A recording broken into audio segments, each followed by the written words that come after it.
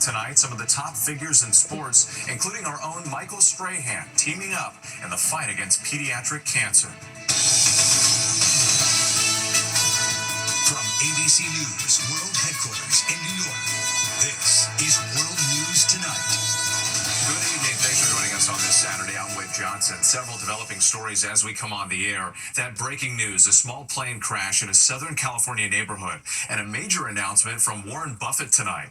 But we begin here with severe storms on the move. More than 25 million Americans from South Carolina to Maine on alert for dangerous weather, damaging wind gusts, large hail, and tornadoes, all possible in the coming hours. And it's stemming from the same system that's been pounding the South, making travel on this Texas highway treacherous. Motorists in Tennessee encountering major delays as roads flooded in Chattanooga. More flash flooding is possible as the system moves up the coast. Let's get right to meteorologist Danny Beckstrom from our New York station WABC. So Danny, where is the greatest threat right now?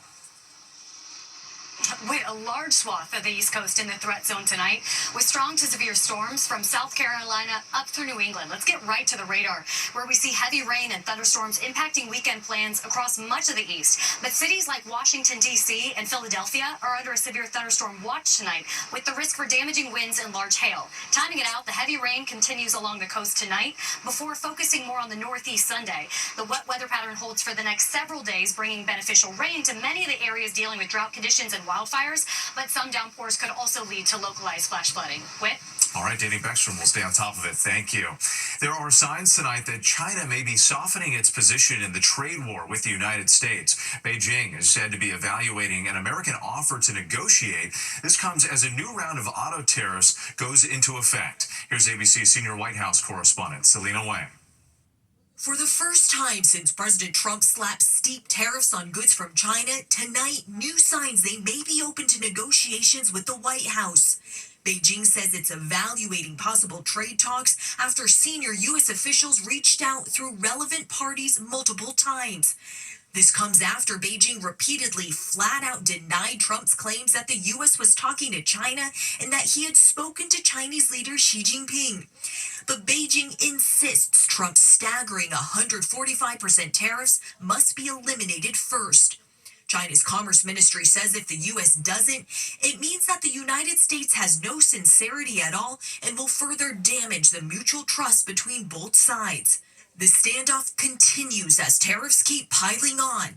Starting today, Trump's 25% tariffs on most car parts go into effect, after he already imposed the same tariff rate on imported cars last month.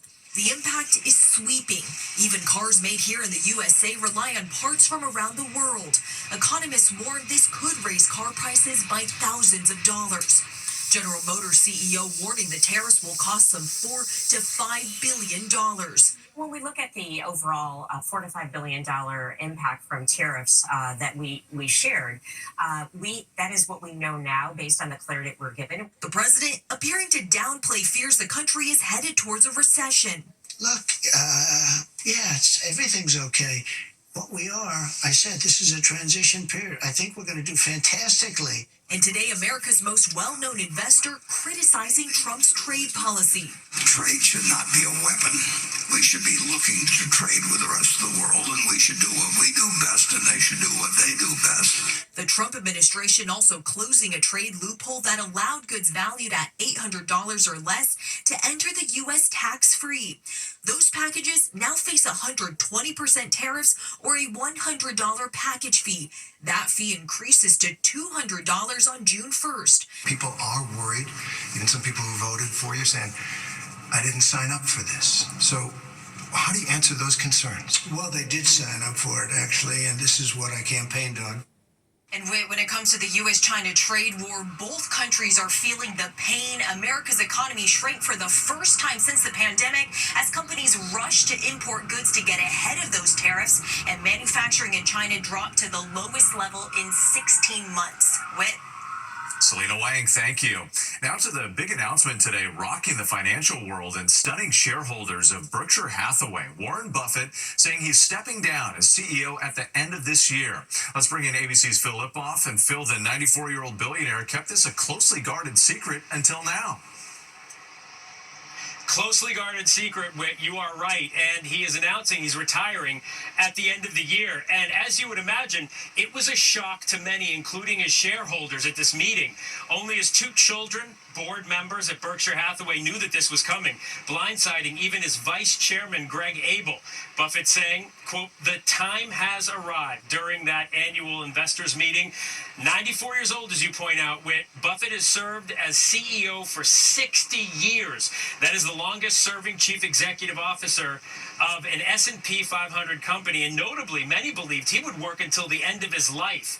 The crowd of investors reacted with a long pause and a mix of sadness, of course, and disbelief following the retirement news. Buffett has said he plans to recommend Abel as the next CEO. Whit. A big change, that is for sure. Phil Lipoff, thank you. An airport scare for travelers in Savannah, Georgia. Authorities cleared the terminal while they investigated a security threat there. Passengers told to expect delays. This comes amid mounting delays and cancellations at one of the nation's busiest travel hubs, Newark Liberty Airport. Here's ABC's Morgan Norwood.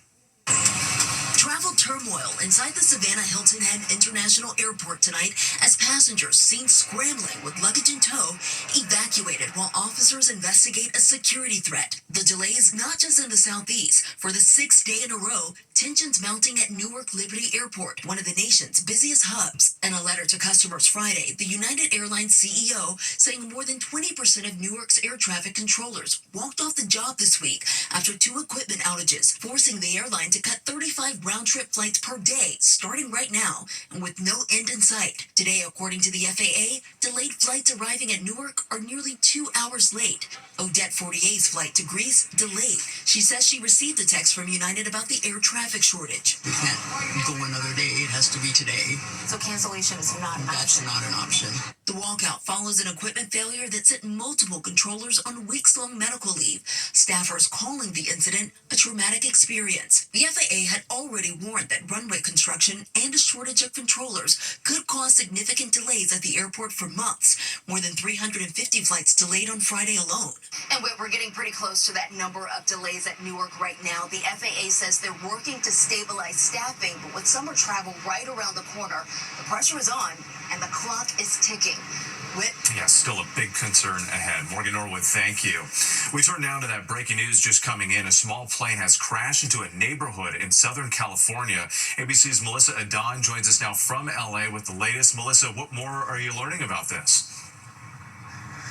So first responders were rushing to this neighborhood in Simi Valley. This is where we're told that there was reports of a hillside on fire and then a small plane that had crashed into residential structures. Now we're told that no one on the ground was injured, but ABC News just reaching out to a witness who says that he and his wife was home at the time, and he says he was doing yard work and he heard the plane circling and coming down louder and louder. He says once he and his wife ran to their patio door, that's when he heard the explosion. Now, this is a developing story as we await to learn just how many people were on board that crashed aircraft and if anyone on board survived. Whit. Melissa Adon with those late details. Thank you. Next tonight, authorities in Ohio say the man who allegedly rammed his car into a sheriff's deputy, killing him, did so intentionally. The suspect appearing in court today is the father of an 18-year-old killed in an officer-involved shooting on Thursday. The suspect charged with aggravated murder. Here's ABC's Christian Cordero.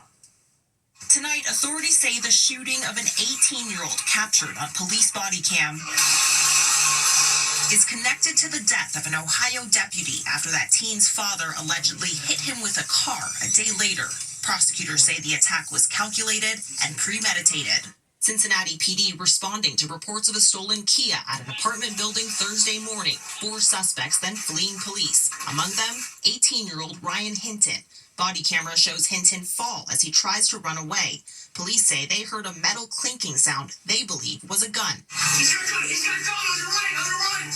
He's got a gun! As Hinton emerges from behind a dumpster, authorities say, another officer firing 4 or 5 shots. The officer says that he saw the suspect point the firearm at him. Yes. Just 6 seconds passed between when police arrived and gunshots rang out. Officials say they tried administering medical aid. Hinton was struck twice and died. Investigators saying this gun was recovered from the scene allegedly found in Hinton's possession. On Friday, a day after that shooting and 2 hours after the Hinton family reviewed the body camera footage, according to the family's lawyer, a driver crashing a car into a Hamilton County deputy directing traffic near a commencement ceremony, killing him. The suspect, authorities say, is Ryan Hinton's father, Rodney Hinton Jr. Hinton's attorney calling the officer's death a horrific tragedy. At his first court appearance today, Hinton walked through a room packed with law enforcement. He's now charged with aggravated murder. With the Hamilton County Sheriff says the deputy's death was a tremendous loss. Hinton Jr. is currently being held on no bail. His bond hearing scheduled for Tuesday. Whit. Christian Cordero, thank you.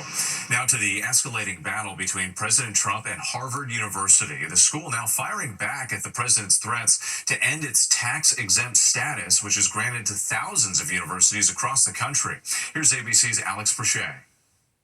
Tonight, Harvard University signaling it's ready for a fight if President Trump moves forward with his threat to strip the school of its tax-exempt status. A university spokesperson telling ABC News there's no legal basis for the move, adding the unlawful use of this instrument more broadly would have grave consequences for the future of higher education in America.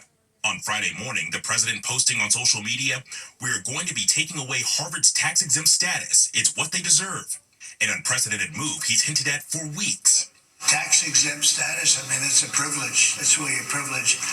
And it's been abused by a lot more than Harvard. Federal law prohibits any president from ordering the IRS to conduct investigations, but sources tell ABC News the IRS had been considering revoking Harvard's tax-exempt status before Trump's public comments. The administration has already frozen more than $2.2 billion in federal funds to Harvard after the university rejected a series of demands from the administration amid what critics have called a far-reaching assault on academic freedom in higher education. The Trump administration demanded that Harvard end its diversity, equity, and inclusion initiatives, reform its admissions and hiring processes, and submit to monitoring by federal regulators, in addition to changing programs that they claimed have egregious records of anti-Semitism and other bias. University President Alan Garber, who is Jewish, acknowledged there are valid concerns about rising anti-Semitism. Harvard released the findings of its own task force to investigate anti-Semitism on campus earlier this week. The report detailed many Jewish students saying they were bullied or even signaled out by instructors in the year following the October 7th Hamas attack. But it also emphasized that just as this report came from Harvard, so should any resolutions and reforms.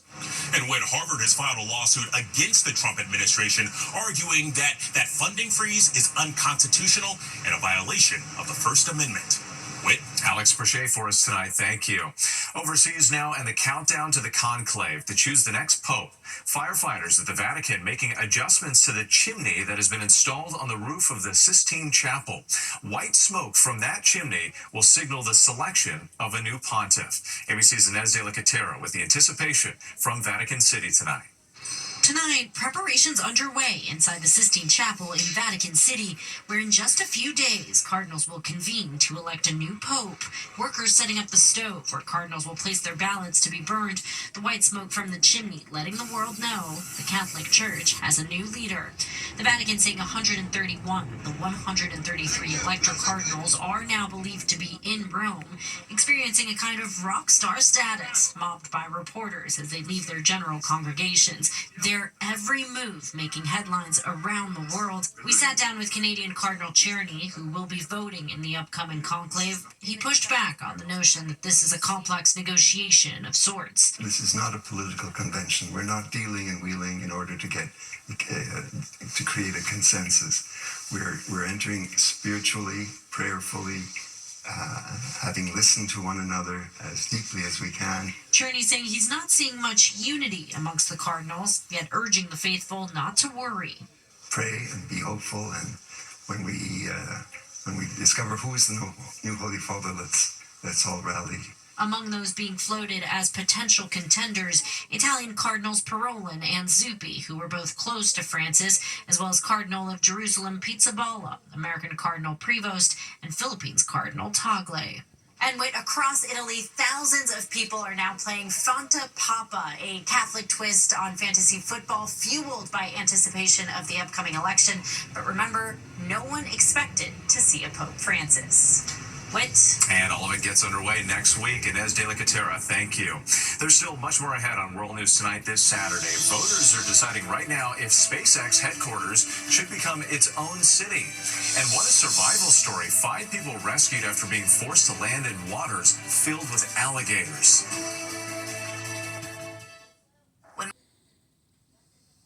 Next night, voters in a small Texas community that's home to SpaceX are deciding whether to turn it into a city called Starbase. CEO Elon Musk first floated the idea 4 years ago. Some residents are worried their beach access could be cut off, but approval is expected. Most of the 283 people eligible to vote are SpaceX employees. Now to a dramatic rescue in the Amazon. Bolivia's Air Force pulled 5 people to safety. They were stuck on top of a plane for nearly 2 days after it made an emergency landing in a swamp. The waters were filled with alligators and at least one anaconda. Remarkably, no one was hurt. When we come back, crucial Game 7s in both the NBA and NHL. To the index now, big games for basketball and hockey fans in the NBA tonight. The LA Clippers are in Denver to face the Nuggets in Game 7 of their first-round NBA playoff series. And Houston and Golden State meet tomorrow in the deciding game of that series. And in the NHL, the Colorado Avalanche and Dallas Stars face off in Game 7 at 8 Eastern Time right here on ABC. And when we come back, some high-powered sports figures, including our own Michael Strahan, teaming up with everything on the line. Sports legends fighting cancer. For 2 decades, the Dick Vitale Gala has brought together some of the biggest names in sports to raise awareness and funds for pediatric cancer research. Our own Michael Strahan among those honored last night for the way he and his daughter Isabella bravely shared her cancer journey. It's been rough. It's been challenging. After learning last year she had a brain tumor. I saw my hero, my daughter, really rise up and be more than I ever knew she was. At the 18, turned 19 years old and had surgery one day for her 19th birthday. Creator of the fund and host of the night, Dick Vitale, the legendary college basketball sportscaster who's called more than 1,000 games in his 45-year career. After his 4th bout with cancer, Vitale returning to the court in February. And last night, ESPN chairman Jimmy Pitaro making this surprise announcement. We're going to extend you for another 2 years. So the gala raised $12.5 million for pediatric cancer research this year, making the total raised over the past 20 years more than $105 million. An emotional Vitale vowing to keep fighting for the cause. Until they bury me, to my last word, I will preach and beg and plead for dollars. The legend, Dick Vitale. Good night. Audrey, while that forecast is not helping the situation at Newark Liberty International Airport, this is a live look at the airport right now. It's dealing with a shortage of air traffic controllers. Airlines say they have been forced to cancel flights. Today, there were almost 400 delays and at least 82 cancellations. Fox 5's Duarte Geraldino spoke with concerned travelers. The longest delays are for flights trying to land here, and the ripple effect is being felt nationwide. so frustrating to depart 4 hours after you were scheduled. Oh my gosh. That was, but the plane was half empty because everybody else took an alternative. They either rebooked or there was a flight leaving the same time going to LaGuardia. She's one of many passengers now rethinking whether flying through Newark Liberty is worth it. Ongoing construction combined with an air traffic control staffing shortage is exposing deeper, long-standing issues that have been festering for years. People are worried that fewer people are going to start coming to Newark because it just takes... blame them.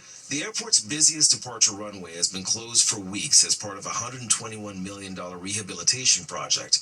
With construction expected to last through mid-June, Newark sometimes operates with just one active runway, creating a major bottleneck for takeoffs and landings.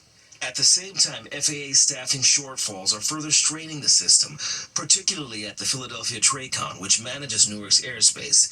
United Airlines says the situation has reached a breaking point. This weekend, the airline began cutting 35 round-trip flights per day from its Newark schedule.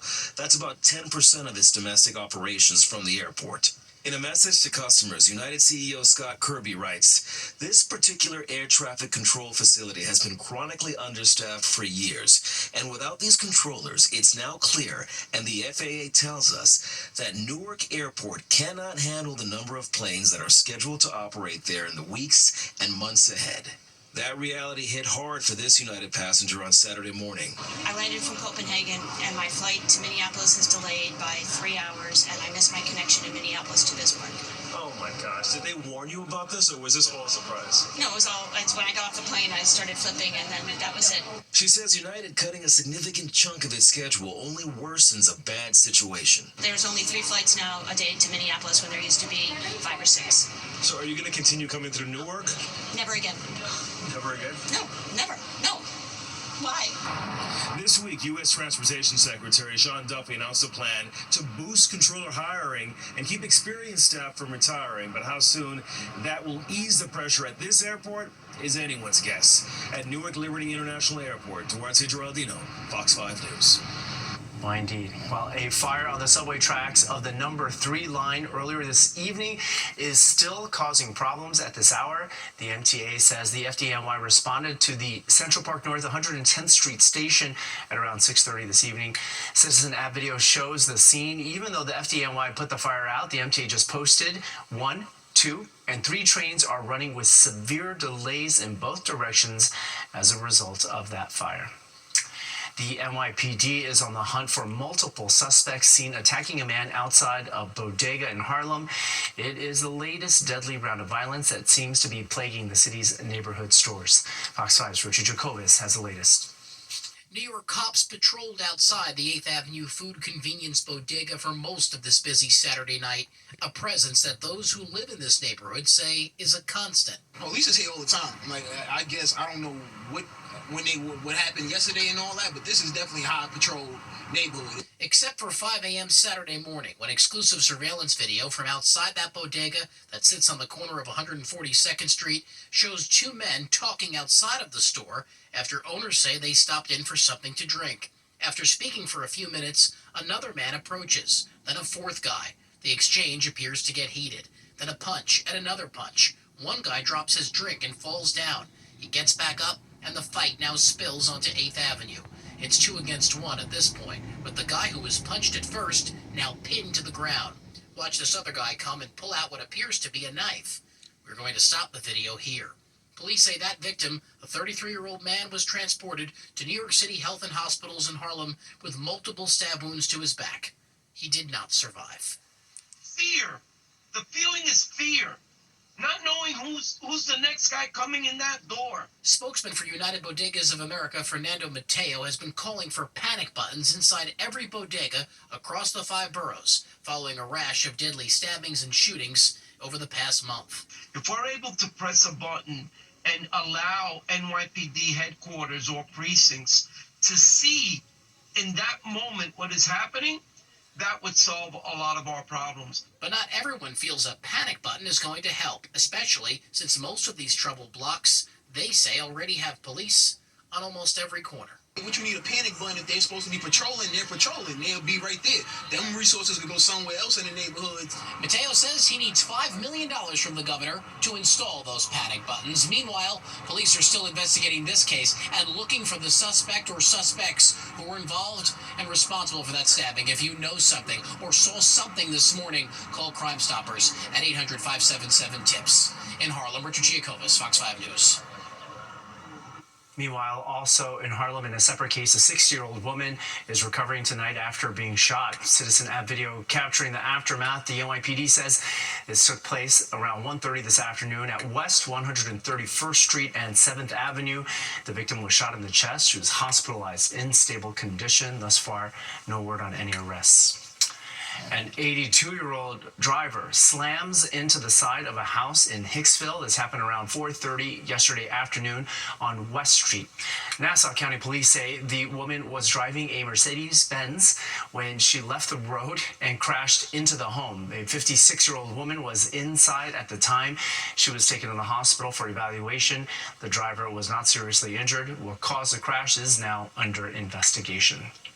The former CEO of Abercrombie & Fitch is ruled to be unfit to stand trial on sex trafficking charges. A federal judge ordered Michael Jeffries to be hospitalized to see if his mental condition improves. Lawyers for the former CEO say he needs round-the-clock care due to a diagnosis of Alzheimer's disease. Jeffries has been free on $10 million bond since pleading not guilty in October to federal charges of sex trafficking and interstate prostitution. Billionaire Warren Buffett says he is ready to retire. The 94-year-old head of Berkshire Hathaway made the announcement to shareholders today. Buffett earned the nickname the Oracle of Omaha for turning what began as a small textile company into a global conglomerate with a $1 trillion market cap. He's considered one of the most successful investors of all time. He says he will be recommending the promotion of Berkshire Hathaway Vice Chairman Greg Abel to replace him. President Trump is receiving some backlash for posting a photo of himself on social media dressed as a pope. The president shared an AI-generated image on his Truth Social site, X, and Instagram. The White House then reposted it to X on its official site. The post comes amid the mourning of Pope Francis's death and just days before the conclave to elect his successor is set to begin. Governor Hochul weighing in on the photo tonight, calling it, quote, deeply offensive. Now to the latest at the Vatican, where cardinals have arrived for daily congregations ahead of the conclave. The cardinals from around the world shared their different opinions on how ready the group is to pick the successor to Pope Francis. French Cardinal Jean-Paul Vesco says the group doesn't feel ready yet, as they must commune with God to determine who is the chosen one. Cardinal Ruben Salazar Gomez from Colombia says there has been a, quote, great exchange of opinions and points of view, and that the meetings are going very well. Some traffic confusion apparently in Astoria tonight. Why drivers there will want to steer clear of this road in Queens. And bicyclists are preparing for the 5-borough bike tour with help from the Cathedral of St. John the Divine.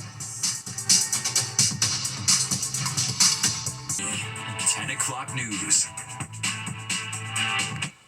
Drivers in one part of Queens have to get used to some pretty big changes. A busy stretch of 31st Avenue in Astoria has been turned into a one-way street. And some drivers, as you might guess, are not happy about this change. Fox 5's Stephanie Bertini has more on why the city says this is about putting public safety first. I think it's confusing. Confusion is one way to describe the new traffic patterns in place on and around 31st Avenue and 35th Street in Astoria, Queens. It's a headache. John Crane and his fiancée Carmela Cruz live on 35th. They say the DOT's decision to reduce lanes down to one way, except for cyclists around here, is creating traffic issues, more parking problems, and could potentially be a safety risk. We do get ambulances on the block every now and then. There's definitely older people that live here. And if they were to come now, they wouldn't be able to get through. I was just trying to find parking, which has become even more impossible. But basically people were honking and then getting so frustrated that they were just ignoring the new traffic pattern and going straight into the bike lane, which is super dangerous. A spokesperson for the New York City Department of Transportation tells Fox 5 News in a statement, there is active construction underway on 31st Avenue as NYC DOT works to complete the first phase of its planned redesign of the corridor, and all road users